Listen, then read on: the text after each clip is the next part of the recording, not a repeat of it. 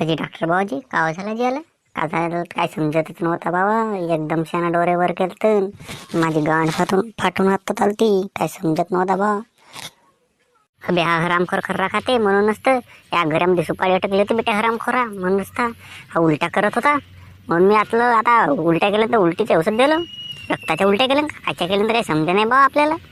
अजी please doctor साहेब मला वाचवाजी. माझ्या तर आता लग्न नाही झाला ना. तुम्ही म्हणते का मला मरल म्हणत्या. रक्ताच्या उलटे केलो कायचे केलो काय सांगा ना आजी. चेक करा ना आजी. मी पहिलाच म्हणलं शेटंजीला का खरा नको जायचं खात जाऊस म्हणून. तर ऐकते का हरामखोर. माझ्या खिशातला नेलं नाही ना पुसून सनेलं 4-5 पड्या खाल्लं ना हरामखोर आहे कुणाल्या ना. हरामखोराला शरम पाहिजे. आता उलट्या करून राहिलं तर मरवाचे भीक मागते हरामखोर बेटा. अबे लवड्या पण मी किती खरा खाल्लो तर तू असा म्हणून राहिलास.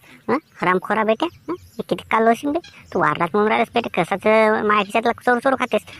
मला पैसे चोरलास माझे ना मग माझंच खरं मलाच नको खाऊ म्हणते हरामखोर बेटा. अबे तर भोक मारीच्या जेव्हा एक खांड खा नाही 2 खांडी खा. आता अर्धा खर्रा खा नाही तर 2-4 गडे खा. 2-4 गडे पुसून खालास मग का खर्रा नाही खालास का हरामखोरा शेटंजी तू. दिमाग खाऊन राहिलास तर खाबर आजपासून मला खर्रा तो गाडीवर लात मारतो ना खेदाडतो. रक्ताच्या उलट्या करतेस का करतेस काय समजून नाही राहिलं. माझी गांड वाहून हातात आलते इकडे आणि तो दिमाग खाऊन राहिला हरामखोर बेटा. तुम्ही तर पक्के बेसमच पोरं आवे काही ना काही म्हणून राहिले. मग काय डॉक्टर पुढा बसलाय काही चांगल्या पद्धतीने बोला.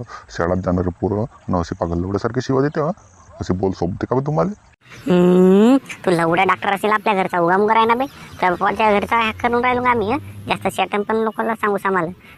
अबे तसं चालता बोलता झालो का मला लवड्या म्हणतेस तर मारीन लंबीच्या गांडीवर लात ना खेळून तुला आपल्या दवाखान्याच्या बाहेर हरामखोरा.